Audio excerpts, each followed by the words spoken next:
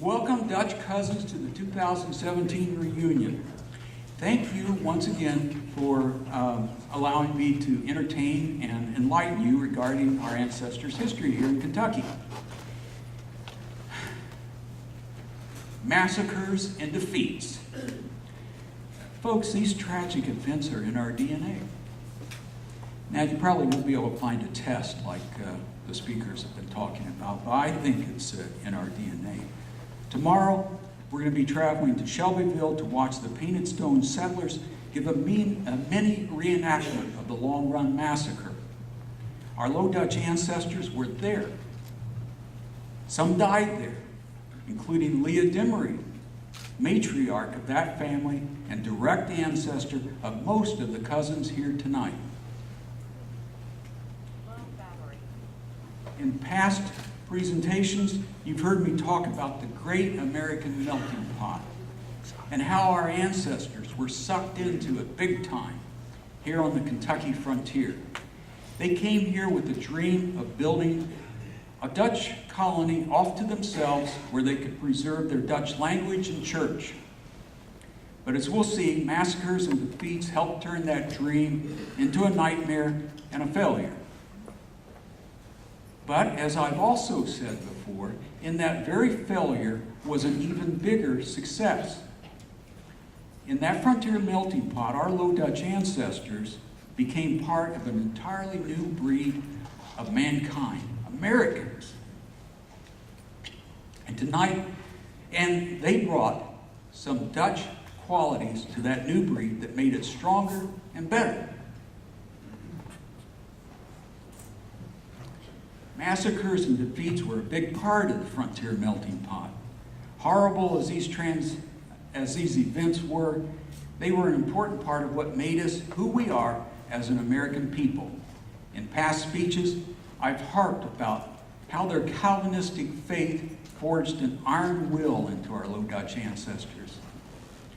I think these horrific events described tonight acted like carbon, turning that brittle iron into a stronger, more flexible steel alloy. These events made our people stronger, braver, more resilient, more adventuresome, more independent, and yet also more cooperative with the English-speaking peoples with them on the dangerous Kentucky frontier. Massacres and defeats were important elements in the flux in that melting pot that forged them and us into the new American breed of people. The memory of these horrific events was kept alive by constant repetition of stories, first by the survivors, then by their children. Thankfully, some were written down in memoirs, letters, or family histories, and some were even told to the original oral historians, Lyman C. Draper and Reverend John D. Shink.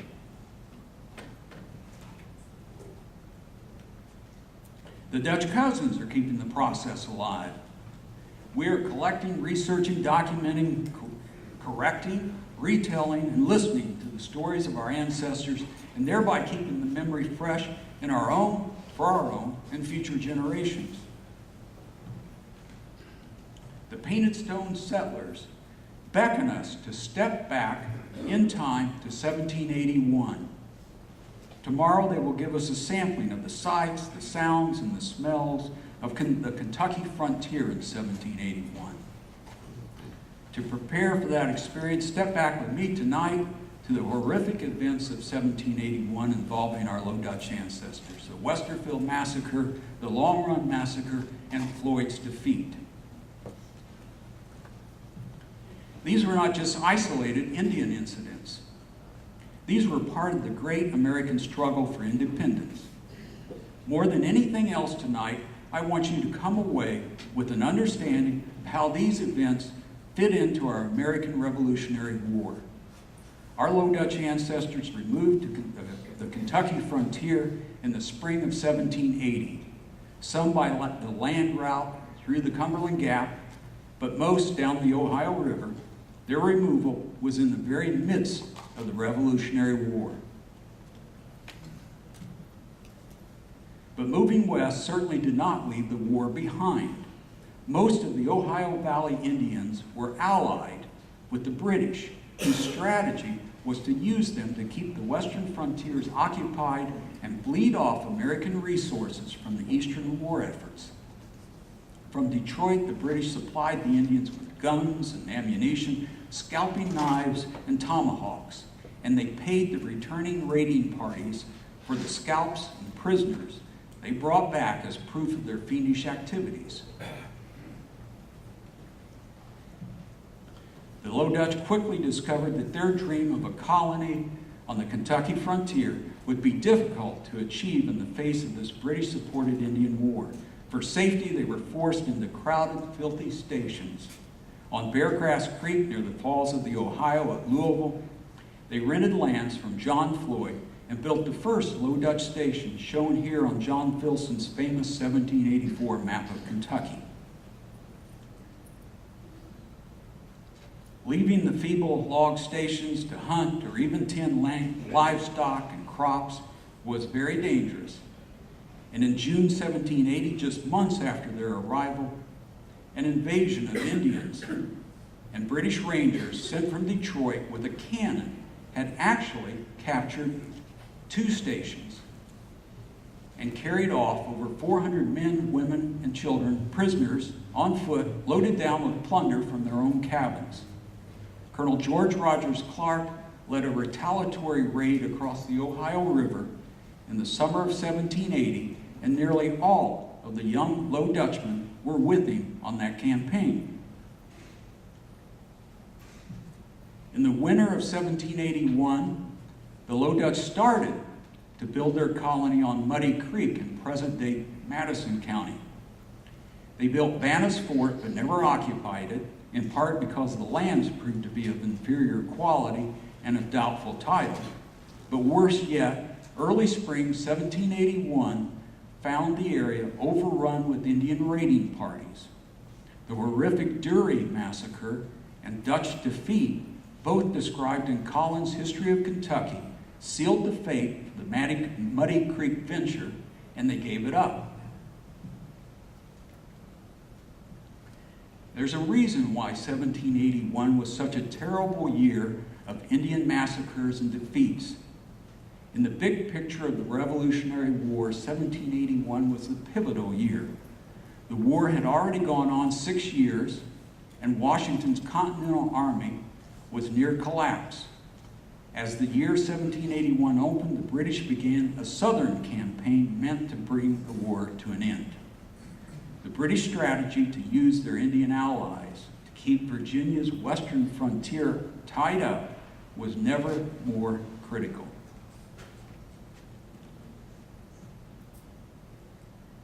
But the Kentucky frontiersmen and their decisive young military leader, George Rogers Clark, had their own plans.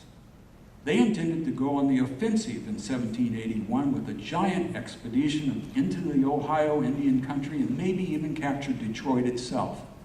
As 1781 opened, Clark's commissaries employed Kentucky hunters to lay up buffalo meat for the intended campaign. Others were employed making and hauling the salt necessary to cure the buffalo meat. The activity caught the attention of the British and Indians and brought on even more raids. The Indian situation in Kentucky during the spring of 1781 was so dire, the Low Dutch decided to move their base of operations to the relatively safer interior, where they rented lands from James Herod, adjoining his station at the Boiling Springs. Here they built the second Low Dutch station, shown here on John Filson's famous 1784 map of Kentucky. The Low Dutch and Herod stations were 5 miles south of Kentucky's first permanent settlement at Harrodsburg, and about halfway between Harrodsburg and Danville. From here, they hoped to more safely continue their search for a large tract of good land somewhere in Kentucky. The Westerfields were ready to make the move.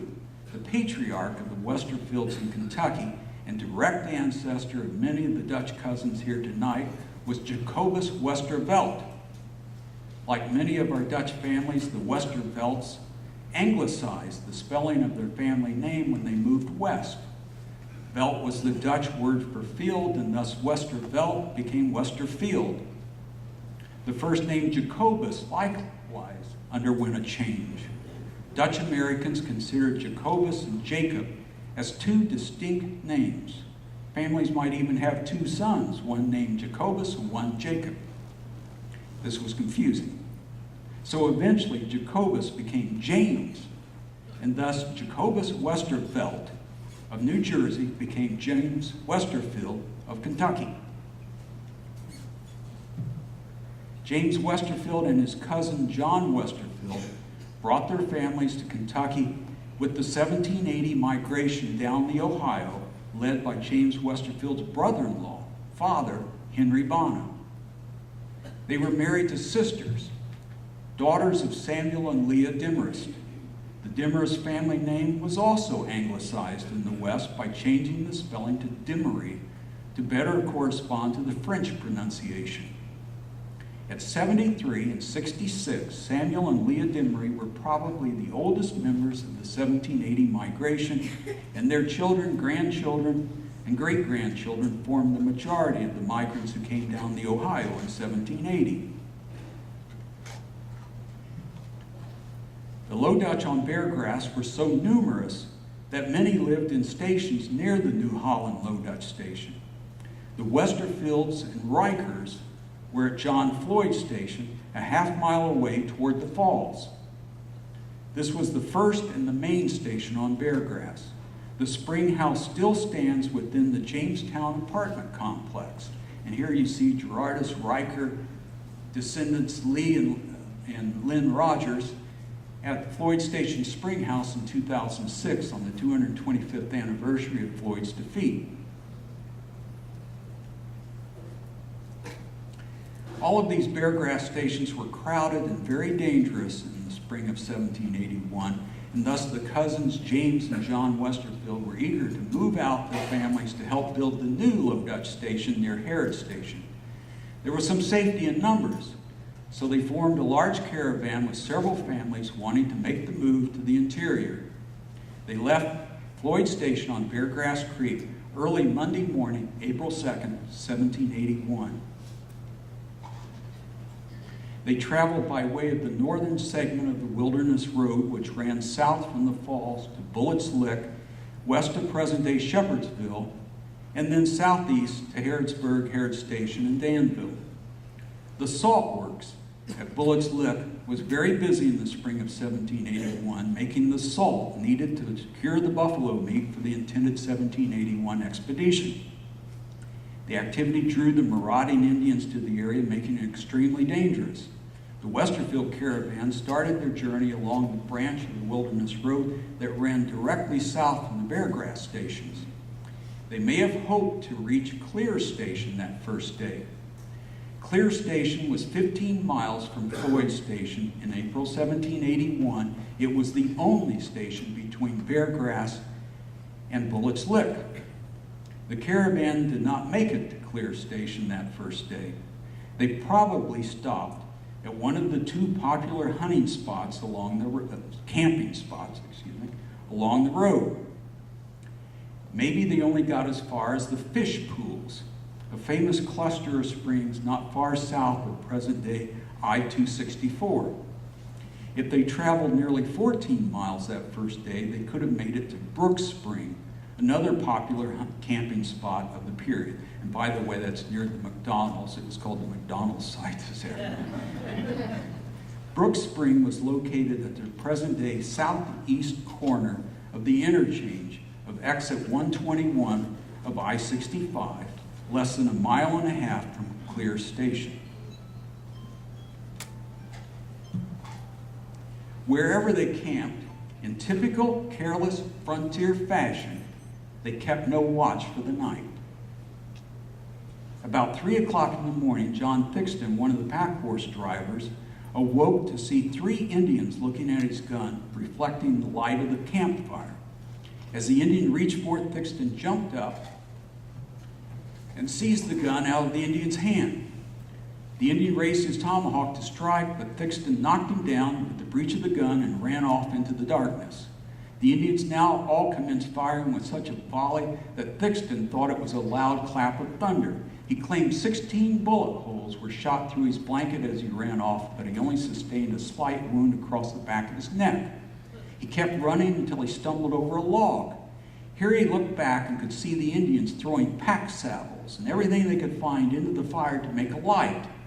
He heard the sickening sounds of plundering, cracking of skulls, and screaming. He rose again and ran until he came to Clear Station, guided by the crowing of roosters.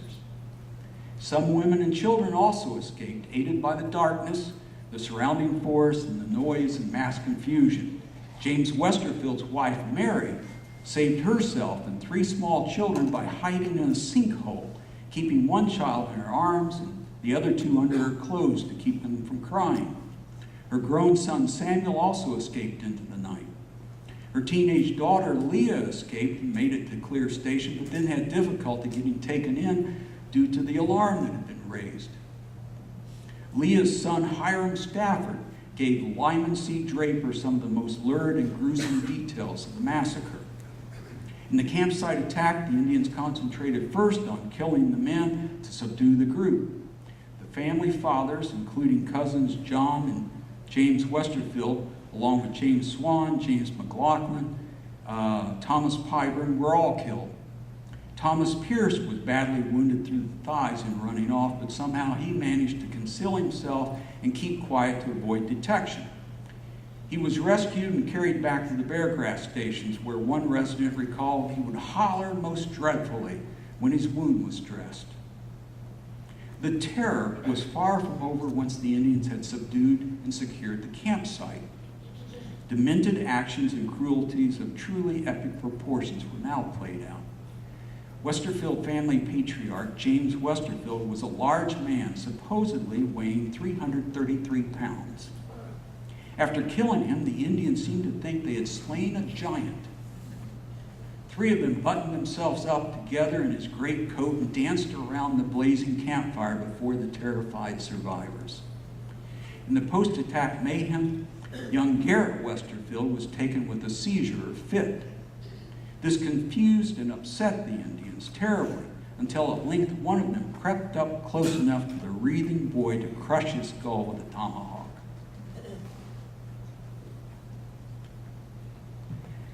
Like fiendish ghouls, the Indians now rifled through the plunder, taking a few items they could carry north, then ripping open the bedding and scattering the feathers. The terrified prisoners, consisting almost entirely of women and children, huddled together helplessly, watching the horrifying scene unfold while they awaited their fate, which came soon enough. One by one, they were drawn from the huddle and tested to see if they were capable of keeping up with the Indians as they returned north across the Ohio. Those thought unfit to travel were tomahawked and scalped. One woman watched helpless and horrified as her children, one after another, were slain. When the Indians finally came to take her youngest infant out of her arms, the distraught mother clutched it to her breast. While frantically screaming for its safety, she was dispatched on the spot by a hatchet and scalped. The Indians then took the infant by the heels and beat its brains out against a tree.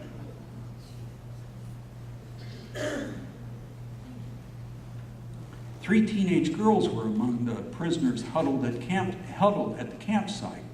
Betsy Swan was tomahawked in the shoulder. The Indians thought too badly and tomahawked her. 2 other girls, Deborah and Polly Westerfield, were second cousins, daughters of James and John Westerfield.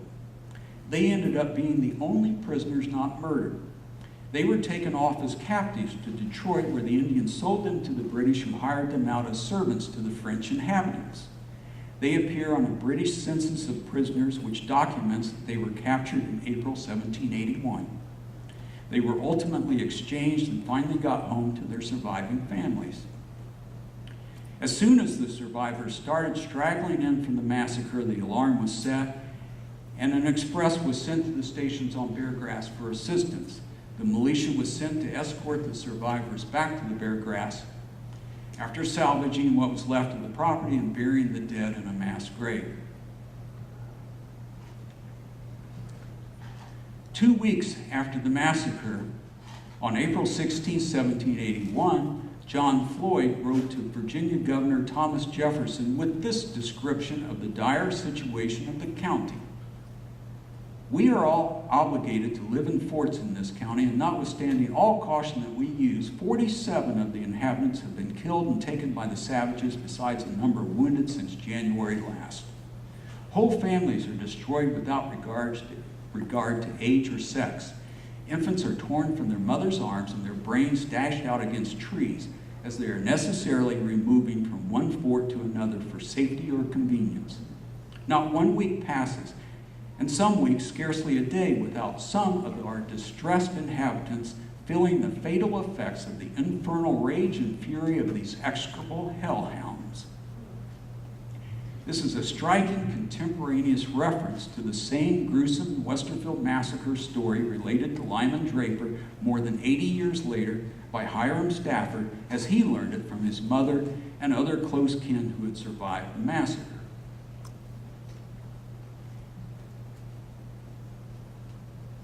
The year 1781, our Low Dutch ancestors' first full year in their Kentucky Promised Land, was beginning very badly. And it was going to get worse. We are now approaching the Long Run Massacre, an event that directly and tragically affected the families of nearly all the Dutch cousins here tonight.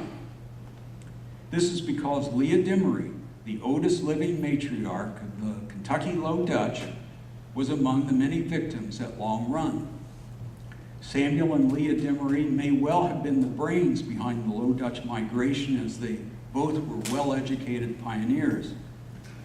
Bill Dimery, with us tonight from Madison, Indiana, carries on the name as a direct descendant through one of their 3 sons. But if we look just at the husbands of Samuel and Leah Dimery's daughters, we add the family names Banna, Westerfield, Harris, Locke, Riker, Van Cleve, and Smock. Go another generation to the grandchildren, and we add Cozy, Darlin, Van Arsdale, Boris, Reinerson, Shuck, and many, many more. As I say, nearly all the Dutch cousins present can trace a line back to Leah Dimery, who died at the Long Run Massacre. Her son-in-law, Gerardus Riker, patriarch of the Kentucky Rikers, lost his life the following day at Floyd's defeat. His widow, Rachel Dimery Riker, married John Van Cleve, who lost his wife at Long Run. John Van Cleve was a brother of Squire Boone's wife and became a full-fledged member of the Low Dutch community upon marriage to Samuel and Leah Dimery's daughter. The Long Run Massacre and Floyd's defeat were directly connected to the Revolutionary War. Tomorrow we see a mini reenactment. Tonight, let me take a few minutes to set the stage by describing the chain of events that led directly to these Kentucky frontier disasters involving our Low Dutch ancestors. The Dimerys seem to have been the movers and shakers that connected the Low Dutch with this man, Squire Boone, younger brother of Daniel Boone. When the Low Dutch soured on the Muddy Creek location for their Dutch colony, they turned to Squire Boone to help them find a large tract of unclaimed land somewhere in the area of the isolated Painted Stone Station. No station could be considered more exposed in 1781 than Painted Stone.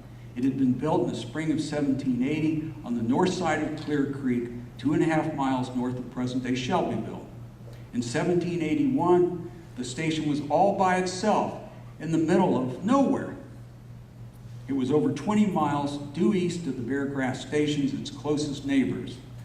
The Kentucky and Ohio rivers formed a vast triangle of uninhabited territory that stretched north of Painted Stone. Beyond the Ohio was enemy country.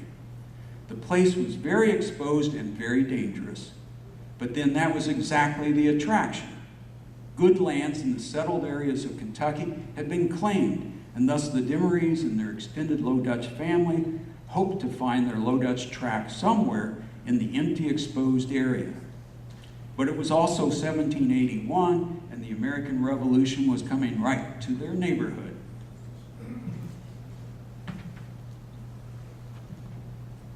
This was the situation. After his summer 1780 Ohio expedition, George Rogers Clark returned east and sold the Virginia governor Thomas Jefferson on a giant Detroit campaign for 1781 to put an end to the British and Indian invasions into Kentucky. There was feverish activity all about Pittsburgh, the Pittsburgh area in the spring of 1781, preparing boats and collecting supplies for an army of 2,000 that Clark was desperately trying to enlist on the eastern frontiers. The Kentucky pioneers were busy too, as we've already heard, hunting buffalo and salting the meat to feed the army. All this activity alarmed the British and their Indian allies. And from New York, the British Superintendent of Indian Affairs sent his most trusted and successful Indian warrior into the Ohio Valley to organize and assist the Western Indian nations. This was none other than the celebrated Mohawk chief Thayendanegea, better known as Captain Joseph Brant. Brant's warrior career began at age 13 when he served under Sir William Johnson in the French and Indian War. His older sister Molly was mistress and wife in the Indian fashion to Johnson. Sir William took Brant as his protege and sent him to school to learn English literature and history. He converted to Christianity and translated the Book of Common Prayer and the Gospels into the Mohawk tongue. In 1775, Brant visited England and received a royal reception. He returned devoted to the British cause in the Revolution. He served them so well that his very name awoke terror in the Mohawk Valley of New York.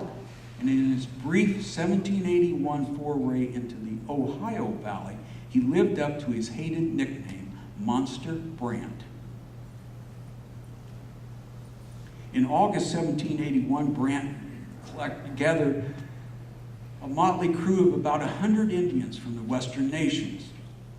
They moved out ahead of a much larger army of Ohio Indians being gathered by the British Indian agent, Captain Alexander McKee. Brant was hoping to intercept Clark as he floated his army down the Ohio bound for the Falls.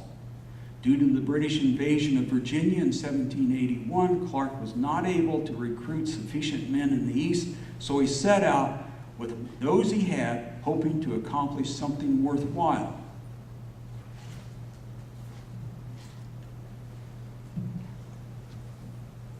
Brant was unable to goad his fickle Western Indian allies into attacking Clark, but was able, on August 24, 1781, to totally defeat a smaller party under Colonel Archibald Lockery following down the Ohio a day or so behind Clark.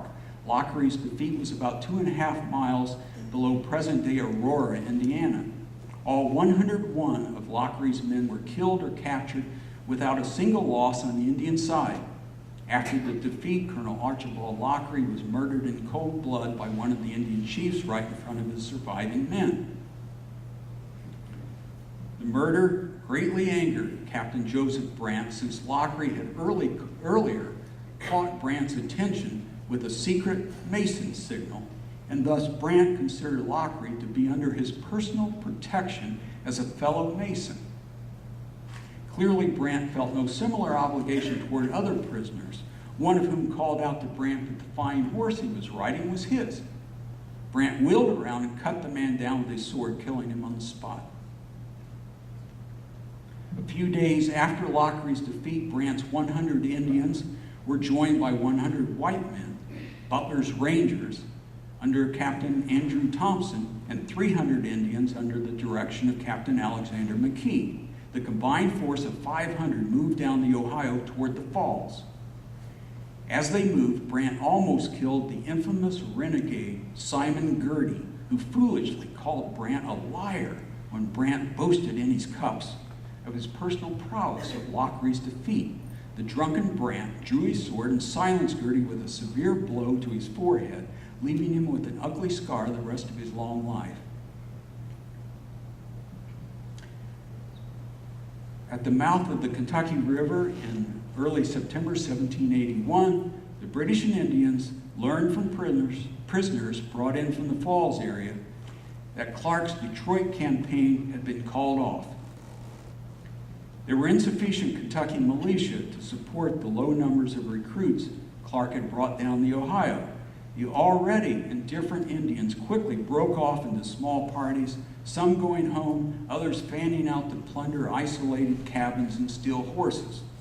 The British Rangers also returned home, but somehow Brant and McKee were able to keep together an Indian force numbering 200, too small to attack Clark at the falls, but entirely adequate, as McKee observed, to cross the country and attack some of their forts and infest the roads. Squire Boone's Painted Stone Station presented the closest and easiest target. Painted Stone had suffered under continual harassment from small Indian raids since the beginning of 1781, but by late summer there was such an obvious and growing concentration of Indians that the inhabitants reluctantly decided to abandon their isolated station.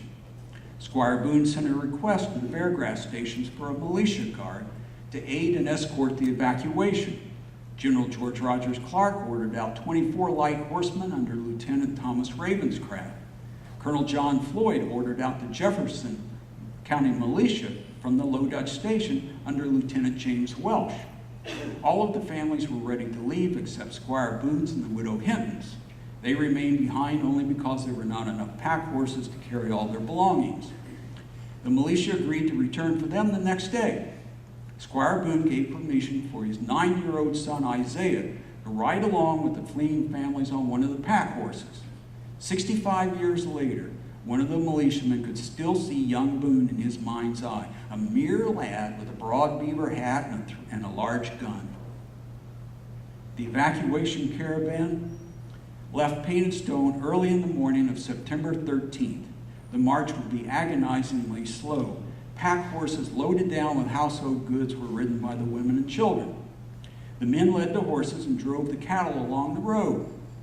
There were 21 miles to travel that day to reach Lynn's station, the easternmost of the Beargrass stations. Boone's wagon road was the escape route. Only the year before had trees been cut and the trace widened enough to bring a small wheeled wagon into Painted Stone. Along this dark wooded trail, the families fled. The possibility of an Indian attack on the exposed group was well appreciated and planned for in advance. In case of attack, the women and children were to dismount and shelter themselves behind trees while the men defended them. Unfortunately, the families became scattered along the trail as they proceeded. The pack horses moved one behind the other along the narrow trail, making a long stream. It was impossible to concentrate the families of their protective escort at any one spot.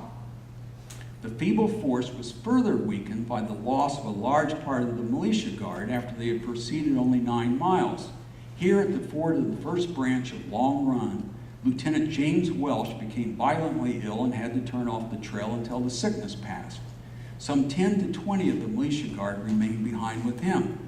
They would try to catch up as soon as Welsh was able to move. The fleeing families and the remaining escort proceeded on a little more than 3 miles. It was now just after midday and the scattered group had completed more than half their trek. Those in the front were approaching the main ford of Long Run, approximately where present-day US 60 crosses the creek. Suddenly, the dreaded Indian attack commenced. Robert Tyler, great-great-grandfather of President Harry S. Truman, was in front with his family and a few other men with their cattle. At the first fire, Tyler at once dismounted, but several others in the front ignored the agreement to shelter themselves behind the trees and make a fight.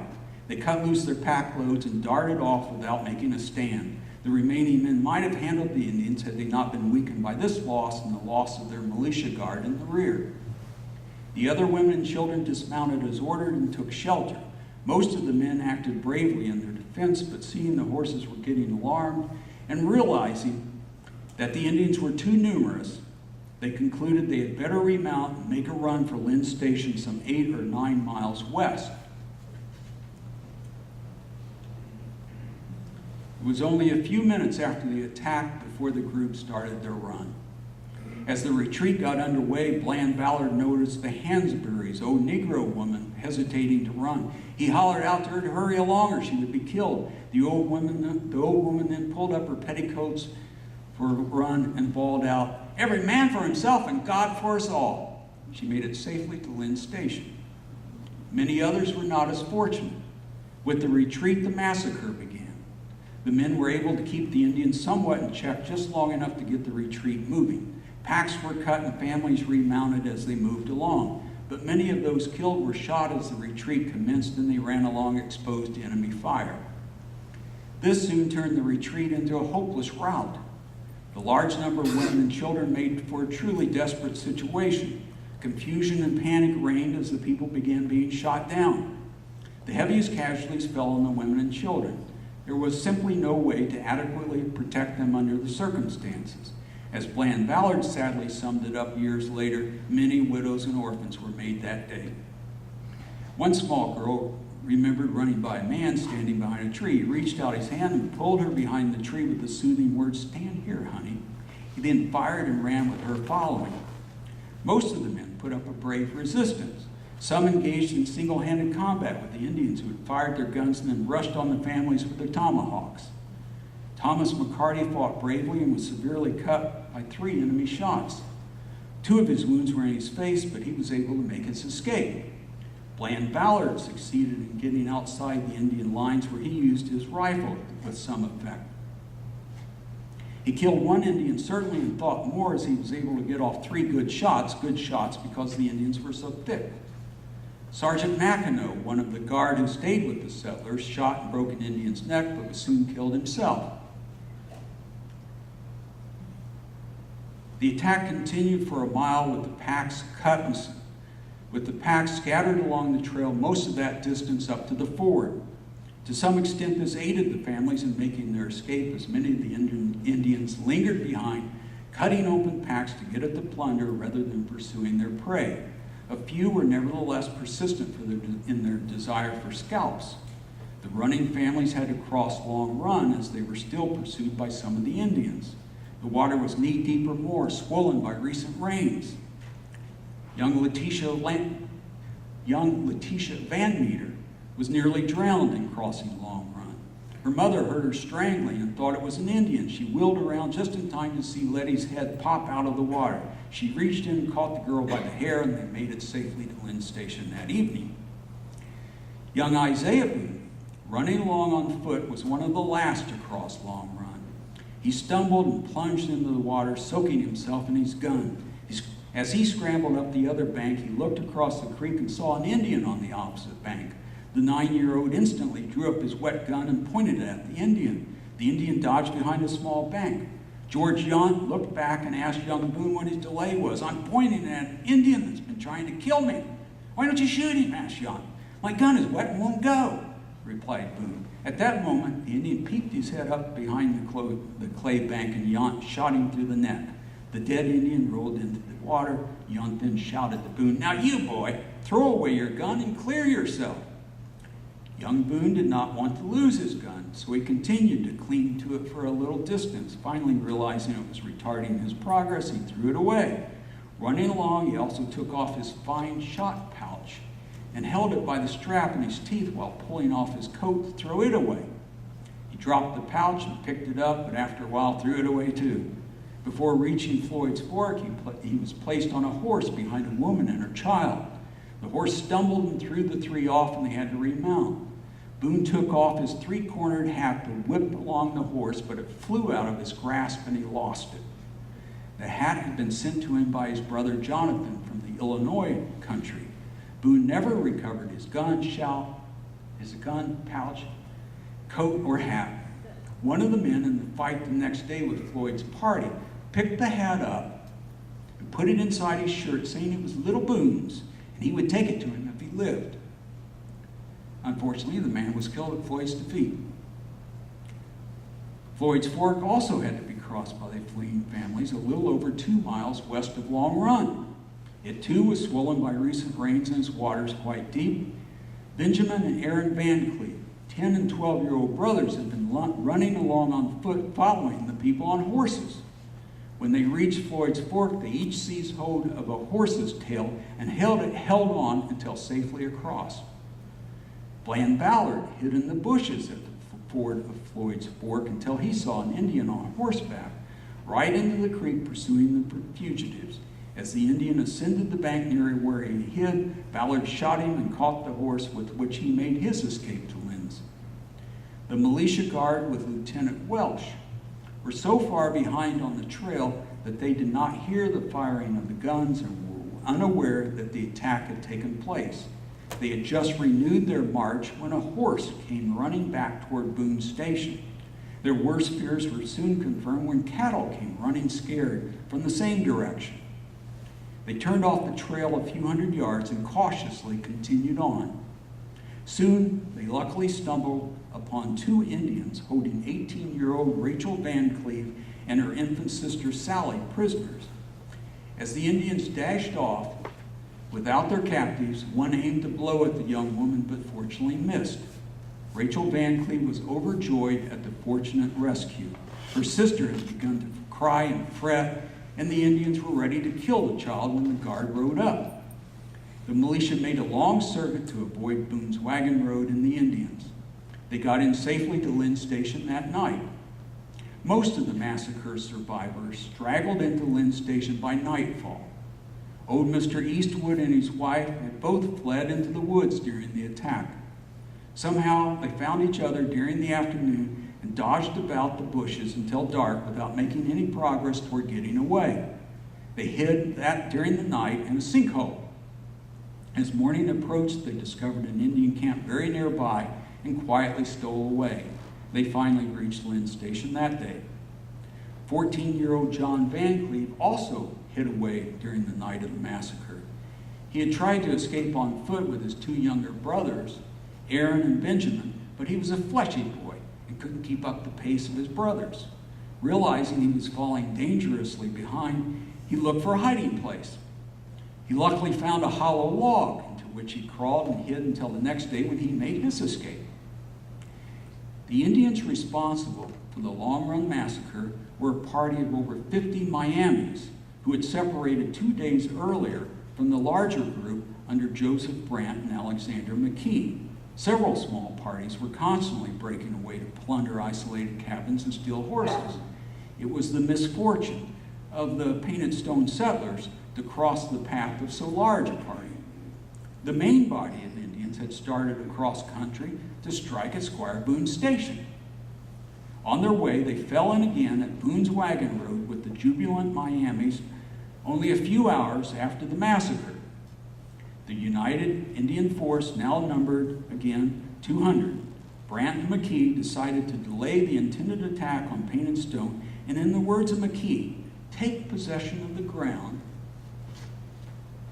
they had drove the enemy from and wait their coming to bury their dead. The Indians did not have long to wait. As soon as the first survivors of Long Run straggled into Lynn's station, runners were sent out to spread the shocking news to the other Bear Grass stations. Colonel John Floyd was particularly distressed by the report. Floyd had been commissioned as Jefferson County Lieutenant early in 1781 after George Rogers Clark had recommended him to Governor Thomas Jefferson as the most capable in the county, a soldier, gentleman, and a scholar whom the inhabitants from his actions had the greatest confidence in. No doubt Floyd was chagrined upon hearing of the ineffective part played by the militia guard, which had been sent to Painted Stone specifically to escort its inhabitants to safety. According to one lady who lived at Floyd's station, Floyd flew into a rage at the appearance of the first militiaman to return. Floyd asked him where all the rest were. He couldn't tell. Had they been killed? He didn't know. Floyd swore he had run off was what had put him foremost, and he would have him hung. As county lieutenant, Floyd was charged with the defense of Jefferson County and the overall command of its militia. He was in no mood to add to the disgraceful conduct of the militia by any further inaction. Floyd hurriedly collected what men he could muster at his station and the nearby Low Dutch and Hoagland station. A shortage of horses was a problem. Earlier that same day, 25 horses had been stolen from the Dutch station by marauding Indians. But somehow Floyd managed to quickly mount a small force, which he rushed to Lynn's station, fearful it might be under attack. Lynn's was in a dangerous position, being relatively isolated about 3 miles east of the other Beargrass stations. His small party arrived at Lynn's after sundown and found it free from attack, but in an extreme state of alarm. The full particulars of the afternoon's carnage at Long Run were now absorbed firsthand from its terrified survivors. Floyd was determined to take the offensive. The remainder of the evening was hurriedly spent preparing for an early march the next day. It was a small party that rode out of Lynn's station under Colonel John Floyd early Friday morning, September 14, 1781. The party numbered only 27 men, all mounted. Gerardus Riker was one of the men. Many of the militia who had been at Long Run the afternoon before were unable or unwilling to venture out again. Someone had tried to excuse himself on account of having lost his gun at Long Run. As they rode out now, Floyd raved and swore, "The first man to lose his gun this day will be hung." East of Lynn Station, the men were divided into 3 columns. Colonel Floyd commanded the center column, which marched in the road. Captain Peter Sturgis commanded the right, and Lieutenant Thomas Ravenscraft commanded the left column. In this position, they quickly marched east along the wagon road. They were headed for Painted Stone with all possible speed, fully expecting to find it under siege. Unfortunately, scouts were not sent out ahead. The British and Indians fully intended to set up an ambush, correctly guessing that the Kentuckians would organize a burial and relief party. They miscalculated, however, the speed with which Floyd would organize and advance. Accordingly, Floyd came riding through before the Indians were posted to receive him. The fickle Indians were busy that morning collecting and shifting through the plunder of the prior day's massacre instead of setting up their ambush. This alone saved Floyd from the total defeat, which almost certainly would have befallen his small party had 200 Indians been lying ready in wait. Even so, the whites were unanimous in the conviction they had fallen into ambush. Certainly it must have seemed so, for the terrain and numbers were grossly in the Indians' favor. Floyd's men were riding fast along a stretch of Boone's wagon road between Floyd's Fork and Long Run. The road here lay along a dividing ridge. They did not discover the Indians until they received their fire. Floyd's men forever after assumed the Indians had been lying in wait and had them ride through, then closed in behind and had them surrounded. Although not so well planned, the effect was similar. The Indians had simply to pull back from the road and the ridge and shoot down as many whites as possible. The nearly 1 mile stretch of old US 60, the Eastwood Cutoff, follows the ridge in nearly the identical route of Boone's old wagon road. It was along this stretch of old US 60 at the site of the present-day Eastwood Cemetery that the defeat occurred. The Indians were on both sides of the ridge, their shot crossing up the hill. Captain Peter Sturgis was in front. It was thought the first shot struck him. Although mortally wounded, he plunged his horse through the Indian lines and escaped. 19-year-old John Dial's horse was shot from under him. The wounded horse plunged through the Indian line, and Dial jumped up and scrambled away, bullets whizzing all about him. Others also lost their horses or jumped from them to seek a tree behind which they momentarily made a stand. A few Indians were brought down by their fire, but the Indians were on all sides and in much too great numbers. Those of Floyd's men who survived the first fire quickly charged on horse or on foot through the Indian lines, their only means of escape. The Indians now resorted to the tomahawk. Some could speak English and yelled, "Stop and you shan't be hurt." No one accepted the offer. One man yelled back, "Go to hell!" Valentine King was wounded under the shoulder and taken. Thomas Ravenscraft was tomahawked on the head and also taken. Samuel Murphy had dismounted and jumped behind a tree behind which he fired. But as he tried to reload, he dropped his bullet, and before he could grab another, the Indians advanced and he had to join the retreat. As he brought up the rear, he would whirl around and present his gun, and the pursuing Indians would duck behind trees. As he was chased this way, he received a wound in the hip, but kept running. Suddenly, an Indian appeared in front of him, pointing his gun right at him.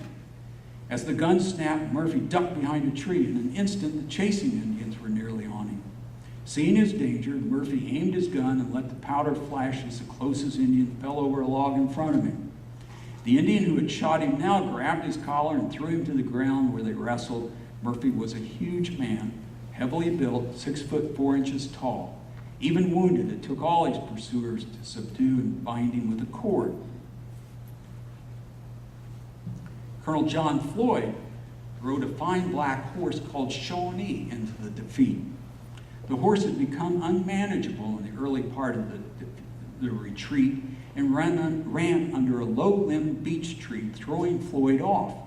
Like Murphy, Floyd had to run along on foot, hotly pursued by some of the Indians for over a mile to Floyd's Fork. Bland, Ballard, and others were carrying along the wounded captain of Sturgis as they approached the ford of Floyd's Fork. John Hughes, who was already in the stream, looked back and saw the Indians close at hand and called out a warning. Ballard yelled back to him, "Charge the Indians!" Although well in the water and safe, Hughes took up the call, joined by young Samuel Wells, whose father had been killed only minutes before at the defeat. Together, Hughes and Wells gallantly rushed at the Indians. At this moment, Colonel Floyd came riding along on foot, nearly exhausted and closely pursued. Hughes, still keeping the Indians at bay by dashing in and among them, called out to Wells to give his horse to the colonel. Floyd too called out, "Sam Wells, I am a gone man." Wells jumped from his horse and offered the horse to Floyd. In grabbing hold of the horse, Floyd was forced to let go of his gun and thereby disobey his first orders of the day. The action of Wells was to become legendary. He had been on unfriendly terms with Floyd, in fact, personal enemies, since Floyd had kicked young Wells out of his station not long before the defeat. Thus, saving Floyd's life was considered doubly noble of Wells. The act forever canceled the two men's animosity, and they lived afterwards as friends. Unfortunately, Floyd only lived less than 2 years after his defeat. He was mortally wounded in an Indian ambush along the Wilderness Road in April 1783, in the very same area where the Westerfield Massacre had occurred almost exactly 2 years before. Wells, however, lived a long life, going on to distinguish himself 30 years later at the Battle of Tippecanoe. A tragic end befell 2 of the captured men very shortly after the defeat. Daniel Whitaker and Nicholas Soap were both claimed by different Indian tribes who were arguing over them. Captain Joseph Brant was again exasperated by the quarrelsome Western Indians. To put a stop to the rival claims, he tomahawked both hapless prisoners on the very spot of the defeat. Brant then finished them off with his sword, and wiping the blood off the blade onto his pants, he cut his leg so badly he was forever after bothered by it. Samuel Murphy saw the 2 prisoners just moments as the Indians still argued over them. Murphy remembered Whitaker had looked at him and smiled weakly as Murphy's captors paraded him past. Murphy's captors led him on east of Long Run to the site of the massacre of the day before. Here Murphy saw the bodies of women and children horribly mutilated by the Indians. Brant briefly appeared and asked Murphy what he and his party had wanted. "To bury the dead," was Murphy's reply. "Why don't you do it then?" taunted Brant. "I will if you'll let me," Murphy responded. Fortunately for Murphy, the unpredictable Brant merely turned away with the sarcastic exclamation, "Aye, damn you."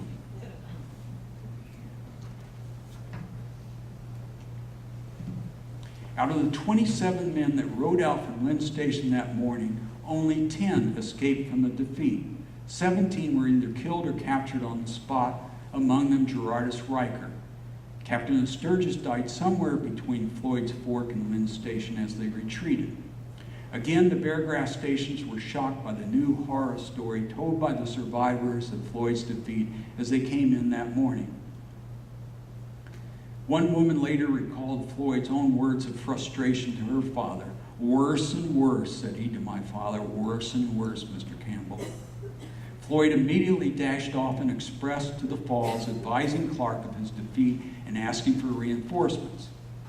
After Floyd's defeat, a force of 300 men from the Falls and Beargrass made a long, rapid march in hot weather to rescue the families of Squire Boone and the widow Hinton at Painted Stone. Fortunately, they were found safe. Joseph Brant and Alexander McKee had pleaded with the Indians to follow up Floyd's defeat with the easy capture of Painted Stone. But as it turned out, despite their surprise, Floyd's men had succeeded in inflicting several casualties on their Indian attackers. Among those killed was the chief of the Hurons, a loss so discouraging to the Western Indians that they wanted only to immediately return homeward. At the sites of the two defeats, the Falls troop performed the gruesome task of collecting and burying the bodies now bloating in the September sun. Among the mutilated bodies of women and children and the wreckage of their plundered belongings was an open Bible found with a spear hole through it and a bloody footprint where it had been held to withdraw the spear. The Bible was carried back to its owner and is now on display at the Iowa State Museum. As was typical, the burials were very crude. At Floyd's battleground, the bodies were dragged to a sinkhole and stones and tree limbs placed on top. Names of the dead were carved on nearby beech tree. In the 1880s, a monument was erected, which in recent decades has been a place of pilgrimage for the Akers and other Dutch cousins. The American Revolutionary War is generally considered to have ended in 1781, just a little more than a month after the Long Run Massacre and Floyd's defeat. The fighting and battles ended in the East with Lord Cornwallis's surrender to General George Washington at Yorktown. The American Revolution may have been won, but the war was far from over in the West. The Long Run Massacre and Floyd's defeat were immediate disasters resulting from the failed 1781 campaign to take the British post at Detroit. In the big scheme of events, the long-term effects of leaving the British at Detroit were even more disastrous. Indian raids into Kentucky did not cease until Mad Anthony Wayne's victory at Fallen Timbers in August 1794 and the Treaty of Greenville a year later. Only then did Kentucky enjoy the kind of Indian peace that might have come 13 years earlier had Detroit been taken in 1781. In the smaller, Low Dutch scheme of events, Long Run and Floyd's defeat were unfortunate setbacks for our Low Dutch ancestors, perhaps delaying their location of the Dutch track by at least a couple years. And while Squire Boone did eventually help them locate a large tract in the Painted Stone area, the ongoing Indian War prevented their successful settlement of their Low Dutch tract until the mid-1790s, by which time about half the Low Dutch had taken up permanent residence in Mercer County, leaving them divided and associating more and more with their pioneer neighbors. And thus you see, massacres and defeats were part and parcel of the frontier melting pot experience, helping blend our Low Dutch ancestors into the new American breed. Thank you for your interest and your attention.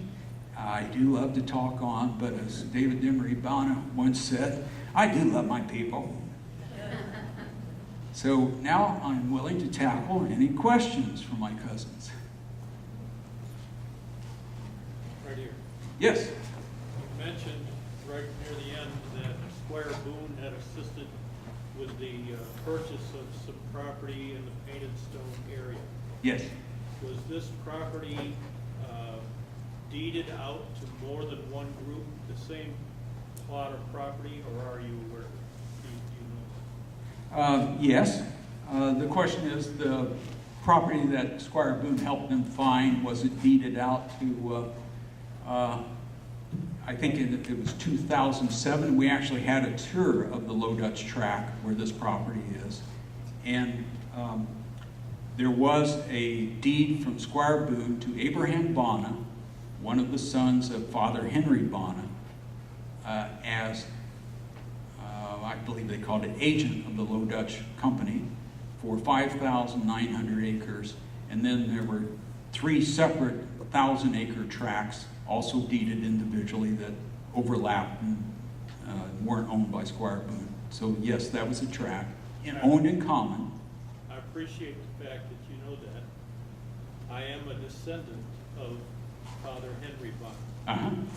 As most of us are. Yes. Thank you. And then they held that land in common for a generation, and then it was subdivided to individual members of the Low Dutch Company in the 1830s and 40s, which is what those blocks on that map are, the individual lots. All right, now I think we're talking about 2 different Henrys now. I think you're referring to the Henry who was probably has more descendants than any other man in the state of Kentucky. That's right. Yes. Okay. I'm talking about one of his descendants, who is also a Henry Bonta. Yes. Who took a group across the river into Indiana. Okay. Yes. Neve, Indiana, or Switzerland County, Indiana. Are you familiar with that? Yes, very much. In 2013, we had our reunion at Clifty Falls and went over the Indiana. Well, I'm new to the group, so. I think somewhere, maybe it's on the Dutch Cousins website, there may be a PDF of that 2013 talk about the Indiana settlements. If it's not on there, it should be on there. We should put it on. Yes. Any other?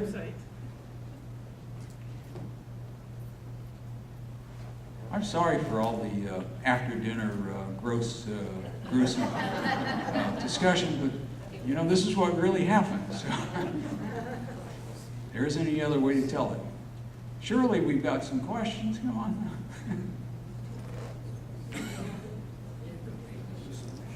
Well, tomorrow you'll see the reenactment take place, so you're prepped for it now.